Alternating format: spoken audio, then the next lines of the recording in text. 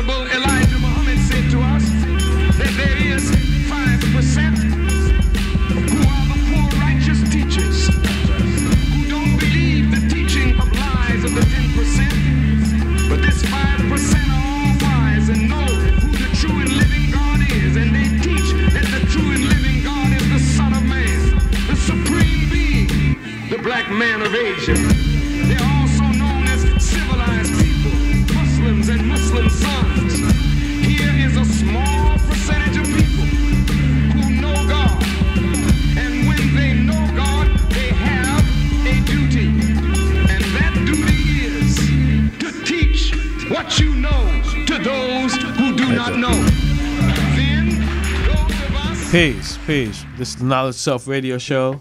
I'm your host, Ture Allah. Got my brothers with me. Go ahead and introduce yourself. Peace, Jerule Allah. Peace. Name's Infinite God Allah. Peace. My name is Ture Allah. Peace. And actually, Infinite is our special guest host on the show, so it's glad to have you here with us. Appreciate it. Thank you. On the show, indeed.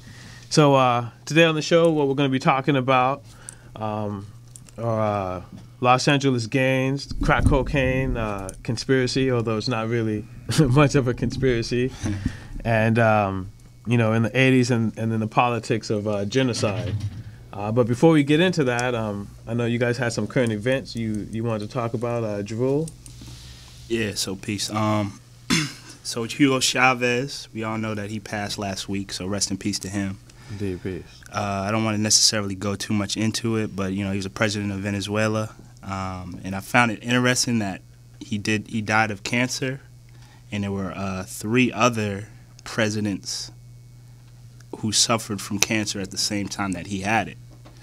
So I say all that to say that if you really look in depth into like the CIA and some of their covert operations, they utilize different types of chemicals and things of that nature that could cause cancer. So, like I said, people should do a little bit more research on it. There's a Press TV article. You could type in Google Press TV article on CIA assassinations. So the other presidents that also suffered from cancer were Dilma Rousseff in Brazil, and Fernando Luga, as well as Luis Inácio Lula da Silva. So yeah, do some research on that. That's interesting. Okay, and that's a very rich area of the land, right? There's a lot of oil. They have their own natural. Right. Yeah. So the thing about all of those presidents, they didn't want to deal with America in any capacity. It's interesting that you see that all of them have that relationship. They basically wanted to, hold on to their natural resources and not let America have access or control over these resources. So, kind of like Gaddafi, huh? Gaddafi, Saddam Hussein, the list goes on. So, that's peace. Okay, indeed. Yeah, the corruption continues even on a local level. So it was a report aired over the last week about Mike Rios, member of the Moreno Unified School District School Board, who was just sentenced to 14 years, and he's been charged with pimping. And apparently, he had been approaching young women, and also he had a small group of people participating in this type of activity, and he was presenting his school board card to these young girls when he was approaching them on the street, according to U.S. Newsweek. So, you know, Wow. being an educator, it's true. The system is pimping our kids, and there are pimps running it in some cases. Right. So now they're pimping inside the schools and outside the schools. Yeah, true right? indeed. Exactly. Deep. Deep. Okay. So indeed, jumping into the show, I got a quote for you guys from Brzezinski. And he says, to put it pungently, in early times, it was easier to control 1 million people than to physically kill 1 million people. Today is infinitely easier to kill 1 million people than to control 1 million people.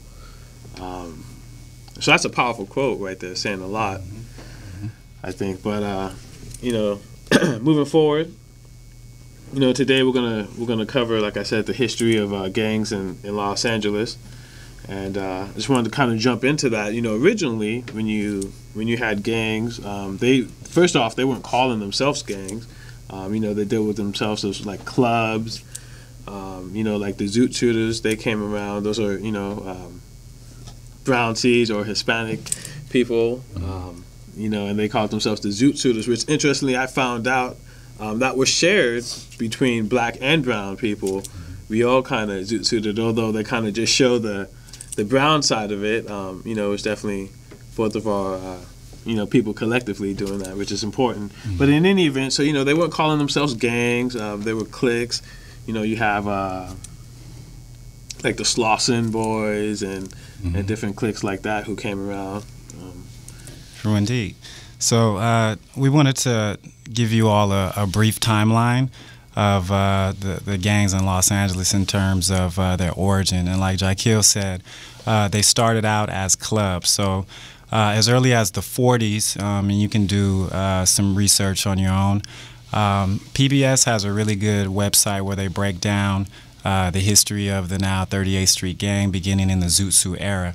And, excuse me, one of the things that needs to be mentioned is that not only was the Zoot Suiter the style of clothing during that time, but it was also a way of, you know, the so-called Latinos to show their fashion conscientiousness in America. So that was a way that they were trying to embrace American culture. Of course, a lot of the Zoot Suiters were harassed by police, brutalized by police, and interesting play you can watch starring Edward James Olmos is called Zoot Suit, and it actually gives a really interesting look at that whole history. And then it goes into the Sleepy Lagoon murders, and that would be part of the origin of at least the 38th Street and some other gangs that would follow, such as Florencia and many of the barrios we have today.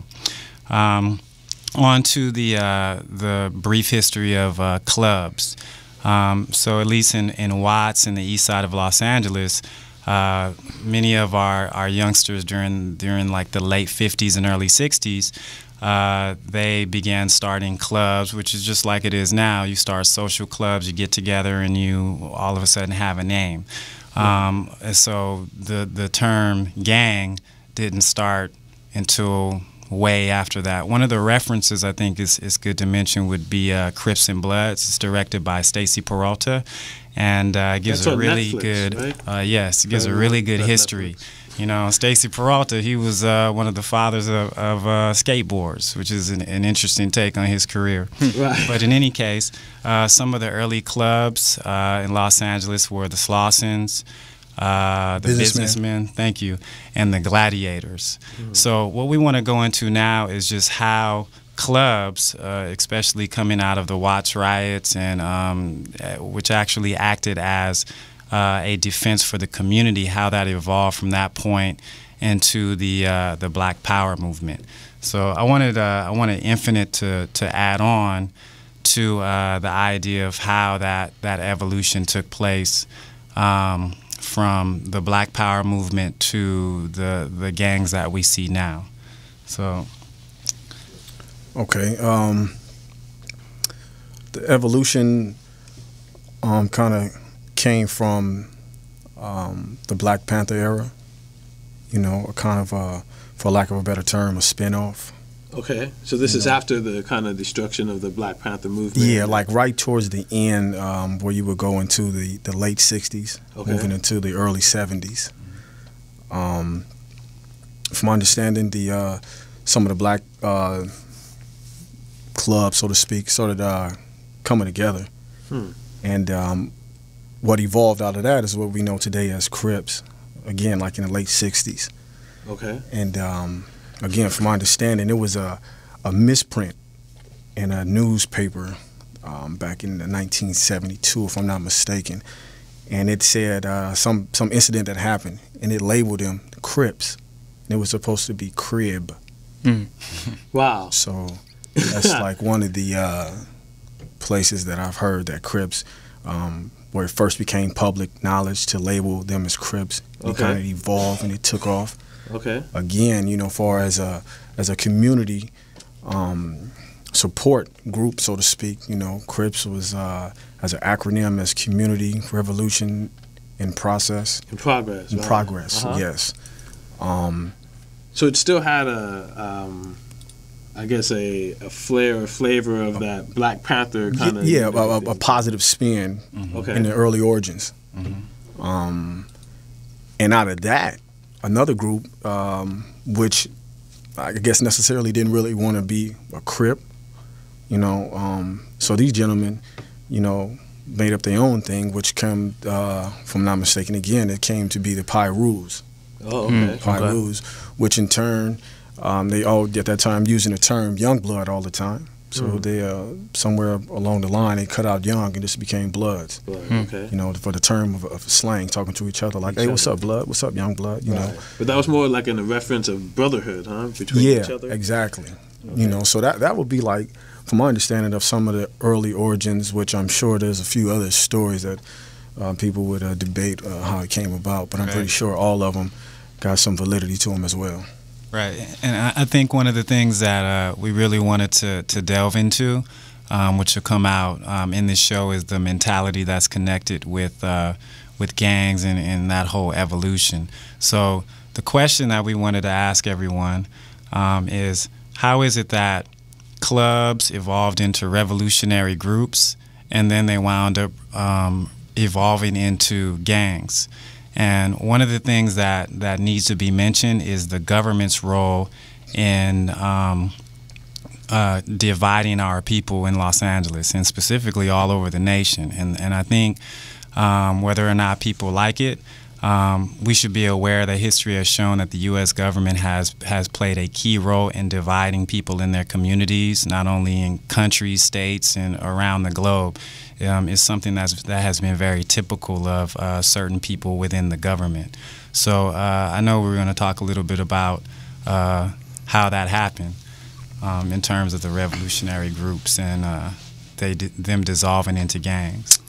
Yeah, so when you look at the FBI and COINTELPRO, which basically deals with the counterintelligence program, you know, J. Edgar Hoover was the head of it, and you know, I kind of delved into the actual FBI files, and I took out a little excerpt from it, and it said, "This is what this is the actual foundation of, you know, their execution as it relates to, you know, the FBI during the '60s and even before that." So, it basically says, "No opportunity should be missed to exploit through counterintelligence techniques the organization and personal conflicts of the leadership of the groups, and where possible, an effort should be made to capitalize upon existing conflicts between competing black national organizations." So when you look at that, they would use any tactic to get to, I guess, increase the infighting between certain groups. One that stands out particularly to me is between the Black Panther Party and US organization.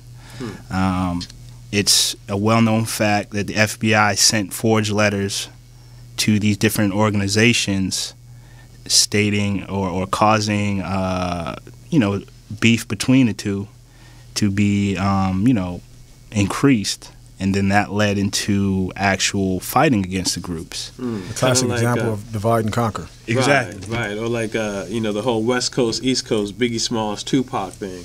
Right. So through that's like a precursor to, Crips and Bloods and things of that nature. You see how black people or people of the same community started to fight amongst each other. There was some undermining that caused that to occur. So, yeah, I think that's pretty interesting. Yeah, that is interesting. And then, even in the sense of how it was able to happen, and I think that kind of goes back to maybe like integration in the sense that, there was a point in time where we had our own everything. And then once we integrated amongst them, we kind of lost all our own stuff and tried to integrate and use their stuff and be accepted amongst their system. And so I think that's interesting how they're able to dictate to us how even our own, pro-black movements are supposed to go. They try to influence even hip-hop and other things. Yeah, definitely. I want to know more about the mentality in terms of gang banging, and if you could shed some light on and the whole idea of not only the gangster mentality, where that comes from, and what that entails in the gangster lifestyle. Okay. Again, as stated earlier, it originally started off as a positive direction, and I would say from experience that ego, being egotistical, pride, and a bittersweet dose of loyalty, right? Because loyalty can be good and bad. Those ingredients would make, somebody that's misled, misguided, that has a lack of knowledge of self to be a very dangerous person, striving for a goal, a common goal. Because originally it was like the common goal was positivity, for the community, for self, for pro-blackness and so on and so forth. Somewhere along the line, which I would say contribute to ego, pride, loyalty, money, women, right.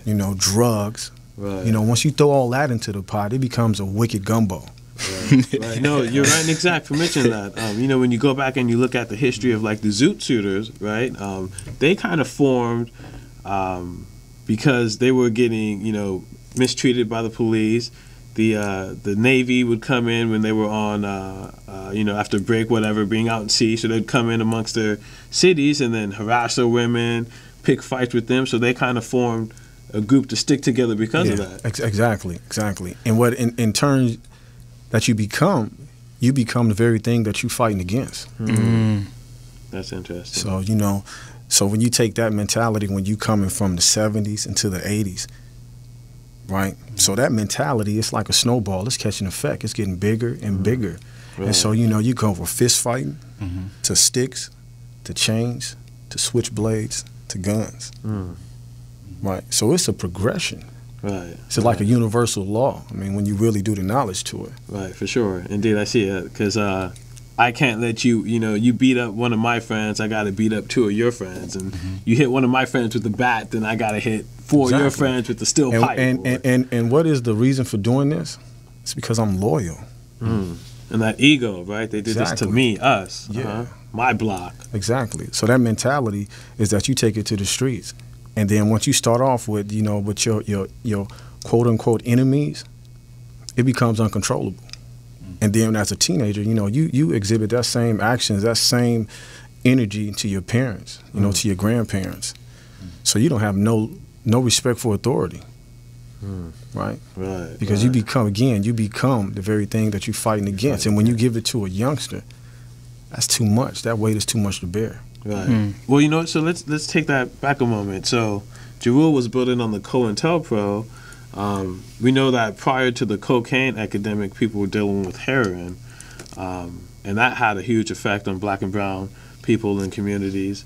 And then at a certain point, it went from they called it the war on drugs. It was a war on poverty, and of course we know that wasn't white people that they were raising that war on, right? I mean, let's just be honest. It wasn't Beverly Hills and Encino and stuff like that, right? So, and then they're bringing crack cocaine. So then, that also hits black and brown communities really hard. So now you have families being broken up, not only just because of the drug of crack cocaine, but, like you said, we're looking at the street aspect of it. So now, versus hanging out on the block, chilling with my friends, right? I'm like, oh, man, I can get that money now, right? I mean, you want to add on to that, how crack cocaine in the street and how that interacted with with the gangs? Well, from a gang member aspect, crack was lovely. Okay. Because crack was the fuel to energize the machine. Right. So when crack came in, you had the availability for finances, to use that money, to buy arms, to buy crack spots, to buy luxury cars, to buy women, to buy people in general. Right. So now you got, that ego again is wants you to be a star, a ghetto star, so to speak. So crack gave you that vehicle. Right, sure indeed. You wanted to add on to that before we get into our first break here? Oh, I just want people to understand the connection between the government, crack cocaine, and gangs. And I think, without the government part of it, you wouldn't have the other two. So it's something that we need to reflect on in terms of what's going on in our communities, or what has gone on and torn our communities apart. Right, indeed, that's a great point. So we'll pause for a moment and go to this quick break, and after that we'll continue our conversation. Peace.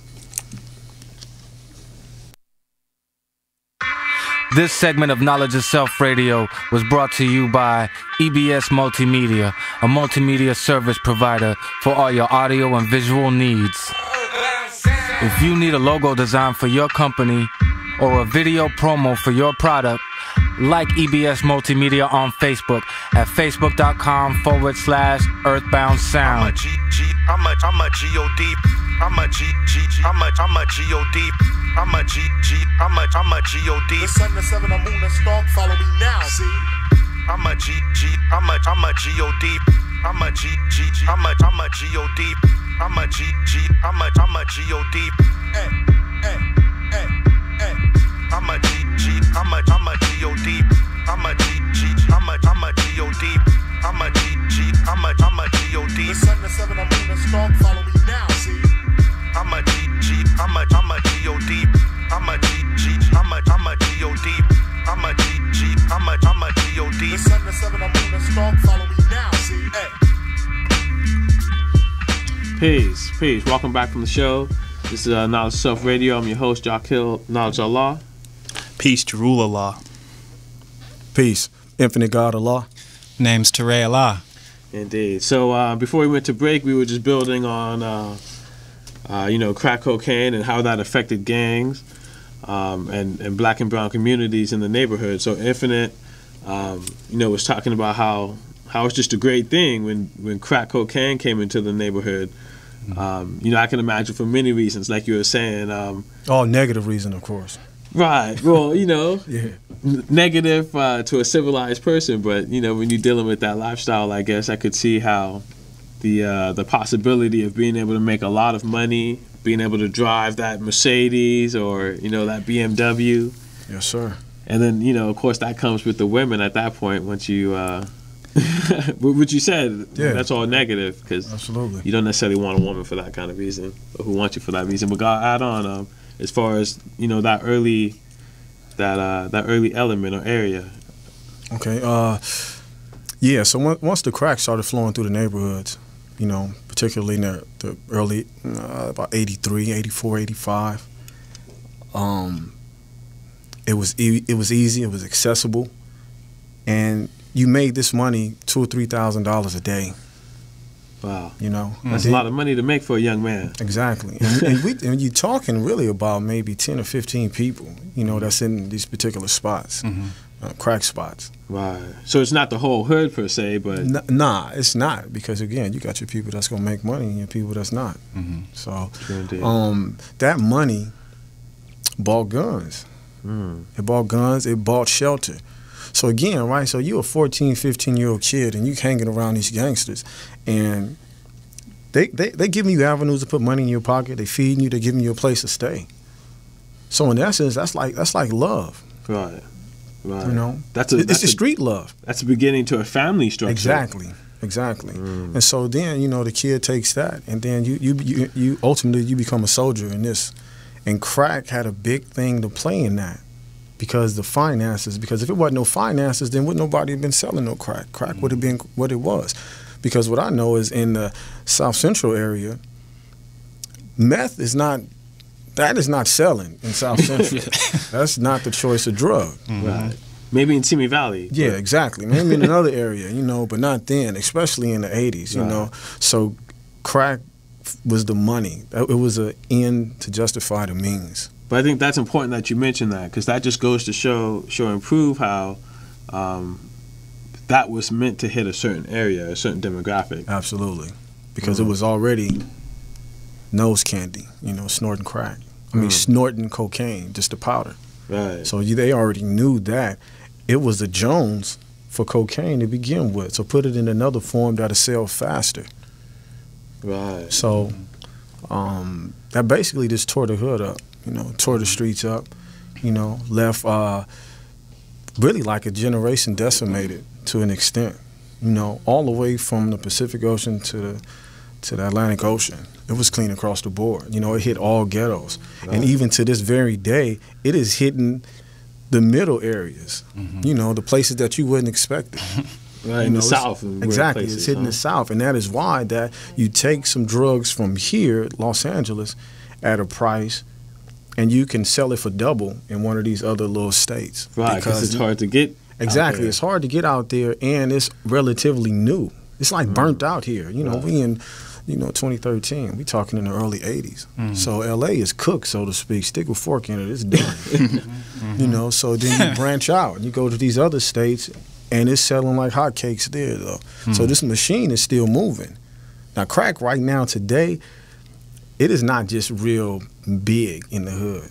It's not. It's there, but it's nothing like it was 15, 20 years ago. So it's kind of simmered down a bit, huh? So exactly. Do you feel that being said, that there's going to be something else that kind of comes and takes its place? It always is.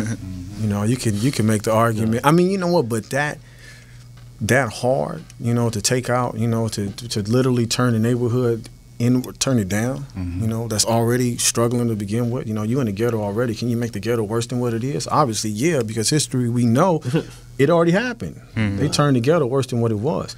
So we can say now that, well, maybe ecstasy. Nah, it hit. But it had nowhere near the effect that crack had. Right. You know, like crack, heroin, you know, or sherm.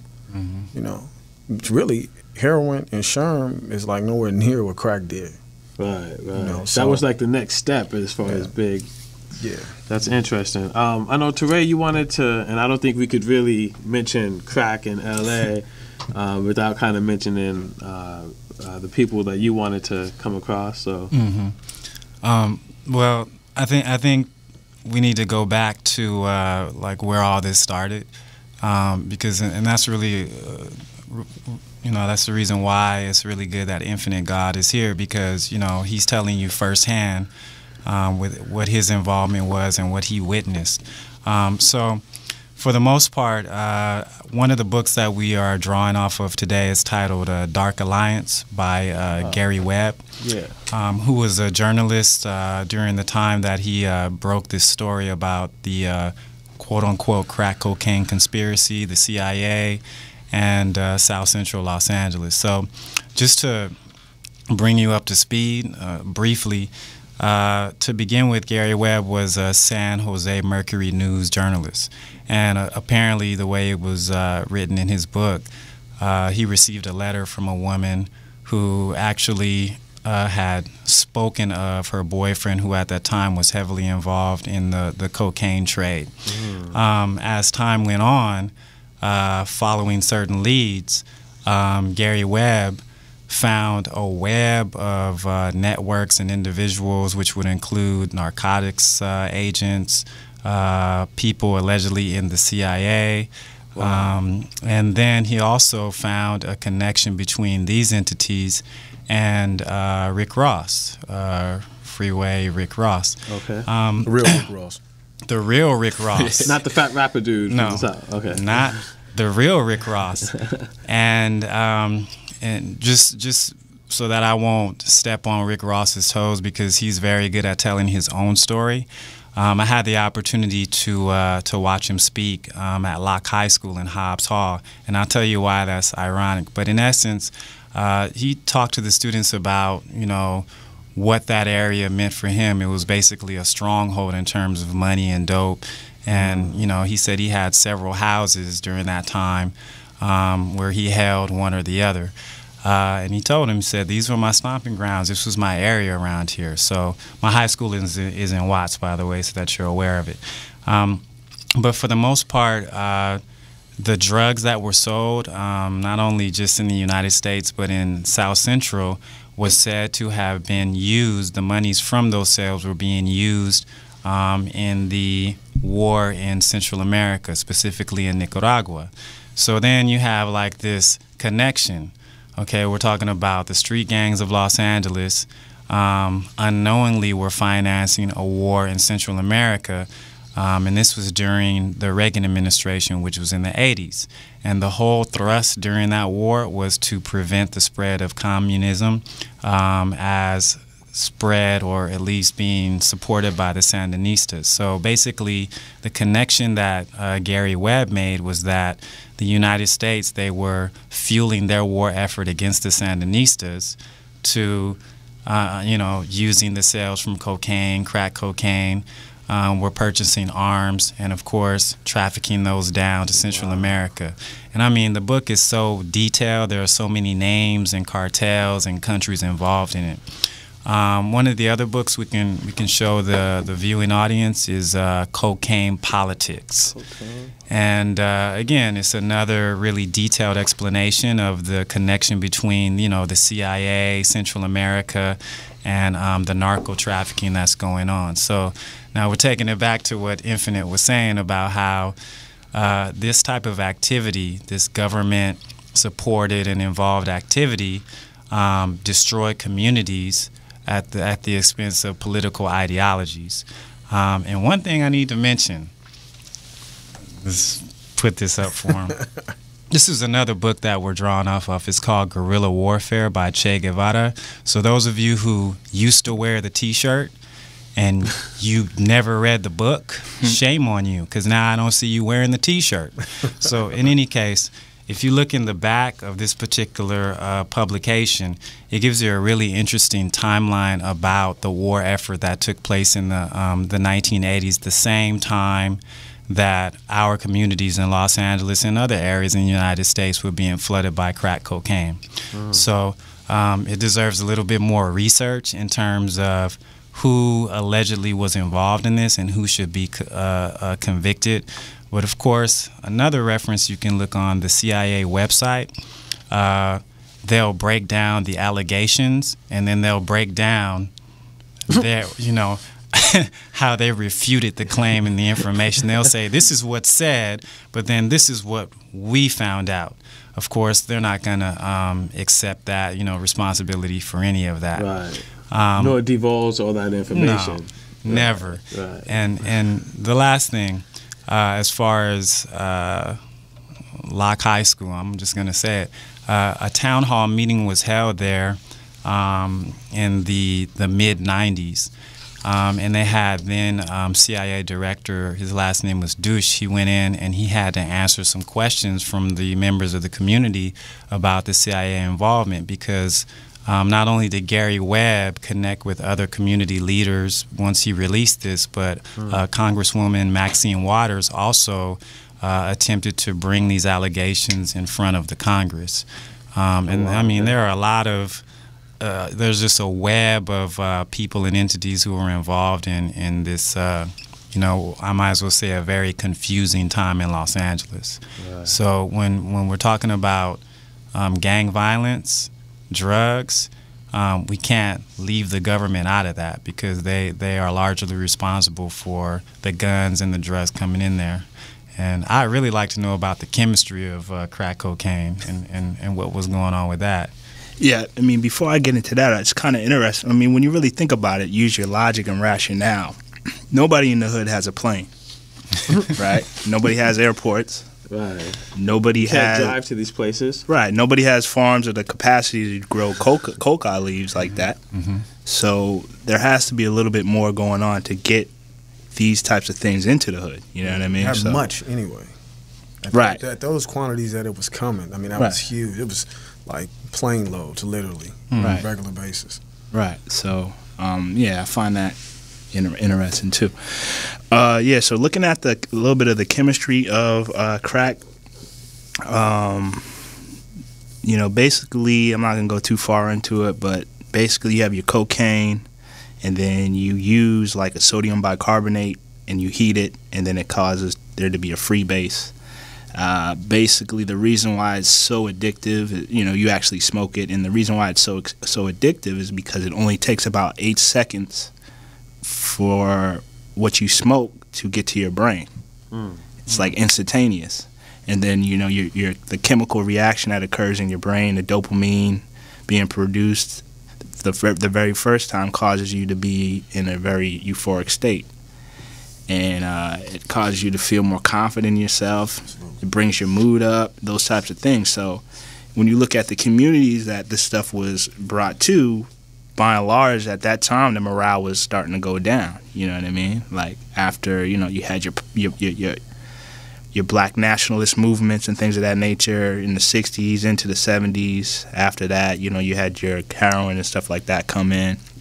Morale was starting to go down. So bring these drugs in, it's like fertile ground for people to get, you know, addicted to it. So so like I said, 8 seconds to, you know, to reach your brain. I know something else that was interesting. I looked up a few things, which now I understand why people who indulge in those kind of drugs, right, have burnt lips like that. It's because the pipe needs to be so short because the smoke only lasts in that form, meaning its potency, right? So the longer the pipe is, or whatever utensil it is you're going to use to smoke out of, the less potent your stuff is going to be. So they would try to make the pipe as short as possible so they can get the best effect, thus burning the lips because it gets all hot from them burning it up. And you know, I wanted to add on is that when I started working in Watts, the one thing that I found, it was just weird to me walking into a gas station and you see crack pipes being sold at a gas station. Wow. You know, I won't tell you which gas station it is, but there are several in Watts alone where you can walk into a gas station and right up there with the gum, you're going to see some drug paraphernalia too. You know, straight up. Oh, man, that's crazy. That's crazy. Also, why it was so devastating is because the high from it only lasts about 5 to 10 minutes. So, and then your first high is usually like the most euphoric. All the highs after that never measure up, so you're always chasing that feeling. So that's what devastated the communities, because every 5 or 10 minutes you're trying to get high. You know, so you got to find money, you got to find different things to support that habit. So you had mothers selling their babies' clothes, you know, damn near selling their babies, you know what I mean, to get high off the stuff. You got, you know, fathers stealing from their mothers. You know, like, it's just very brutal situation. So anytime you take a person's, what's the word I'm looking for? Anytime you take a person's, I guess, empathy away, then you're gonna have a troublesome situation. You know what I mean? So yeah, that's basically what I wanted to build on relating to the actual chemistry. It's more about how it actually affected the people and why it was so devastating in the community. It seems like they almost set the psychology for that drug to have such a big effect on people. I mean, hindsight is 20/20, right? So we know in retrospect, when we look back, it definitely seemed like it was something that was calculated. You know, to throw that type of addictive drug into a community and a group of people with low self-esteem, And you know, this is a generation from the Jim Crow era all the way back to slavery. So the mental was already beaten down. Right. You know, and so I look at it like, okay, well, you had heroin, right? And then you had angel dust, and then the powder cocaine. Those is all like a chronology, so to speak, of drugs that they keep in place to keep you down in that state. Let's keep the low self-esteem exactly where it's at.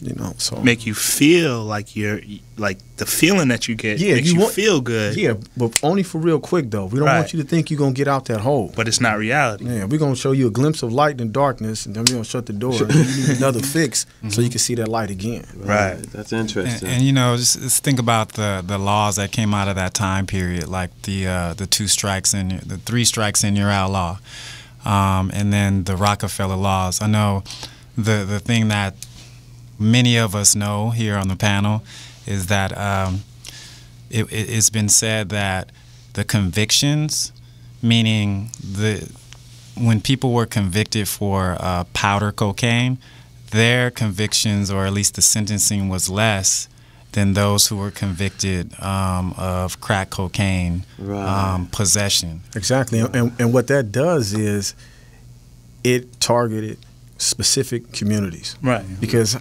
you very rarely are going to find some powder cocaine in South Central or in the hood. You're going to find rocks. You're going to find it as crack, which you're going to get the extended sentence. But if we go out to Van Nuys, right, you're going to find some powder, probably somebody peddling some powder, and they're going to get a slap on the wrist, you know, because it's 2 different drugs. But what does that tell me? It tells me that it's original people in these areas and it's others in these areas. So we don't want to condemn, even though essentially you would think logically it's the same thing, though. Why are you trying to make it be something that it's not?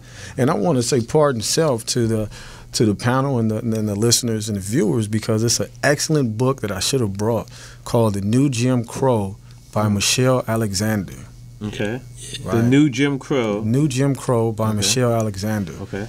It delves very deep into this whole crack epidemic and the effects that it took on people, you know, in the urban community, you know, and then from the suburban community as well, you know, different levels, you know, real deep. Right. I think that's a good point that you guys hit on, the difference in the charges of powder versus the crack form. You know, I know we did a show on jail and that whole institution and how they make a lot of money. As I was doing my research, I realized that something like 80% of black males in prison or in jail for nonviolent offenses, basically for drug charges. True indeed. Wow. True indeed. If you look at Paul Butler's Let's Get Free, he spends, then the whole book is about how many people are in there for drug offenses. True indeed, there is definitely a connection. So it's clear it's a strategic situation that was in place to not only disrupt the community from the standpoint of getting people hooked on drugs, but to get people hooked on the money, and then in turn leading them to be imprisoned and stuff like that. So another thing that's interesting when you think about it, there's an actual chemistry that you need to deal with to make crack. Right. Not saying that people in the hood aren't, you know, don't have the ability to be chemists in a sense, but it's said, I think it's said that Rick Ross was one of the first to actually make crack. So if that's the case, it said that he couldn't even really read at that time when he was, you know, out there like that. How did he all of a sudden develop the ability to be a chemist and then start cooking stuff up like that that was so potent? You know what I mean?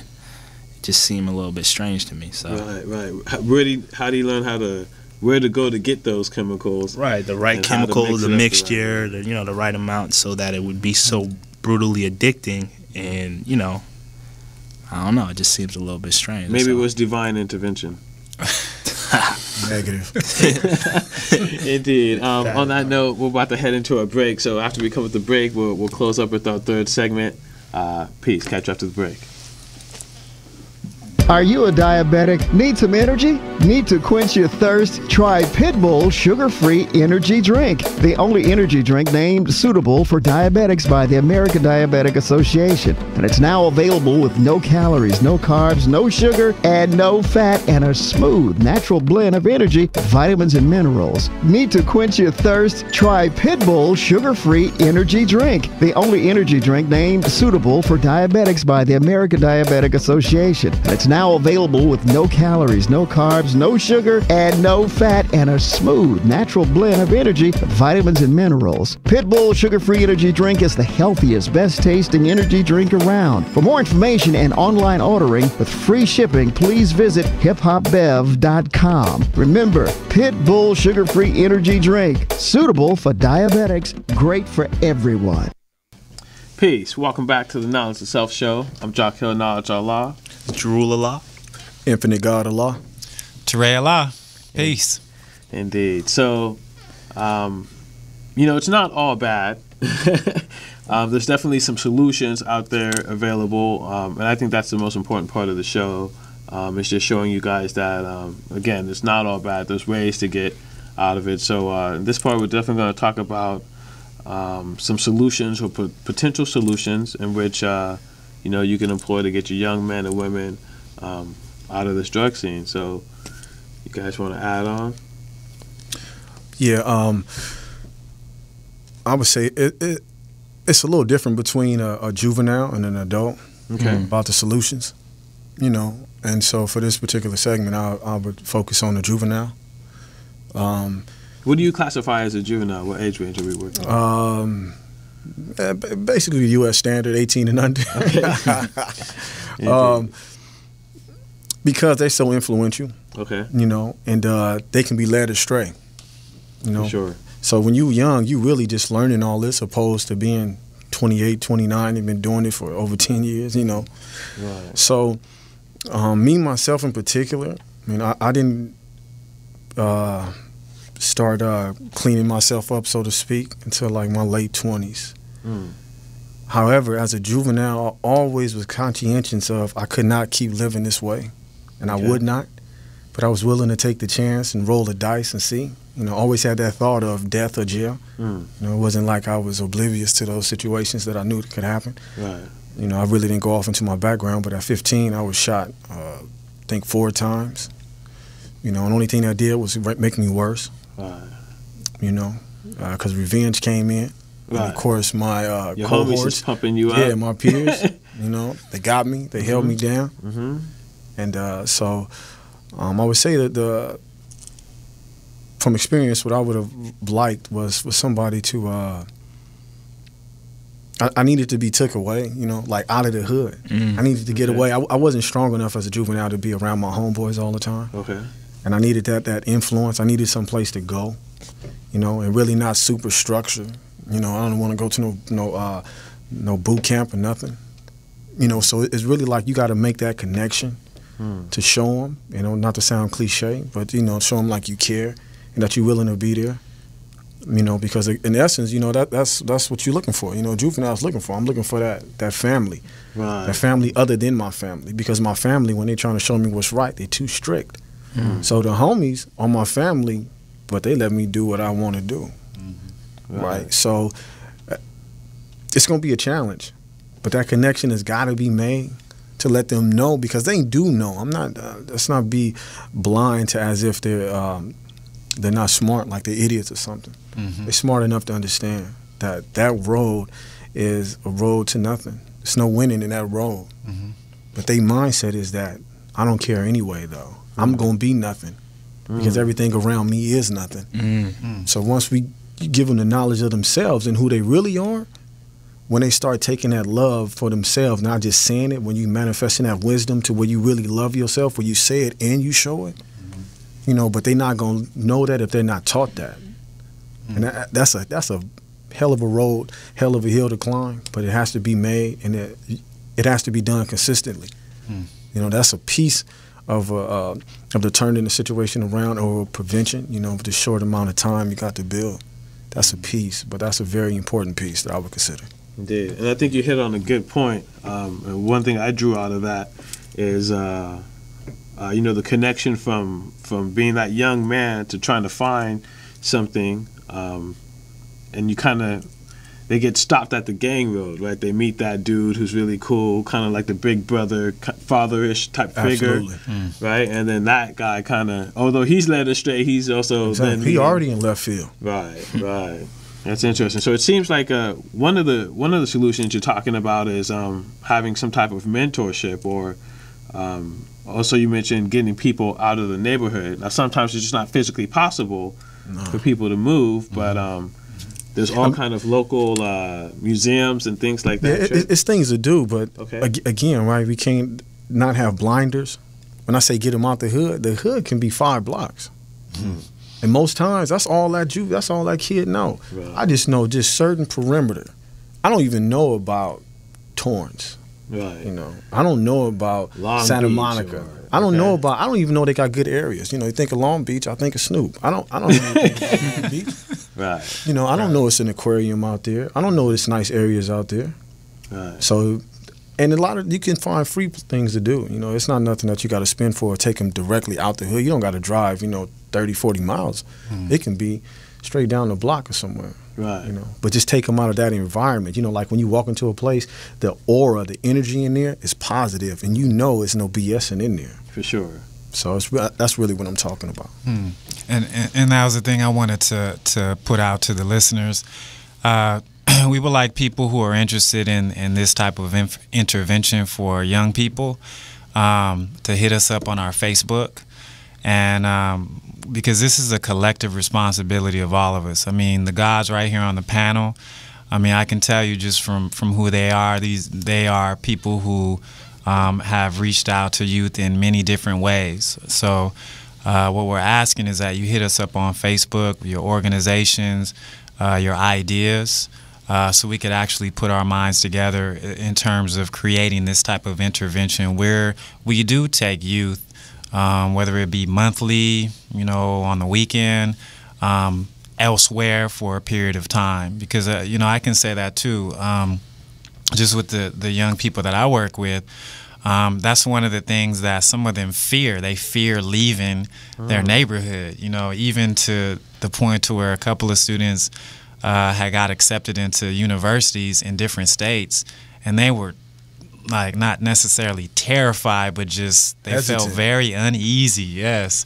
they're like, I don't really want to leave home, Right. Although home is dangerous, it's still a danger that and you're used to, huh? Right. Fear the unknown. Yeah, it's a comfort level. It's that's crazy. The Facebook actually is facebook.com// Knowledge of Self Radio. So yeah, definitely get on there and add on. And one thing as far as the intervention, I know there's a really good organization. I've seen them on my campus. They're called K.O.S, not weed. K.O.S like the ancient civilization. K.U.S.H Incorporated. And they primarily operate in Nickerson Gardens. But when they've come on campus, they reach out to the gang affiliates and the youth who may be going in that direction.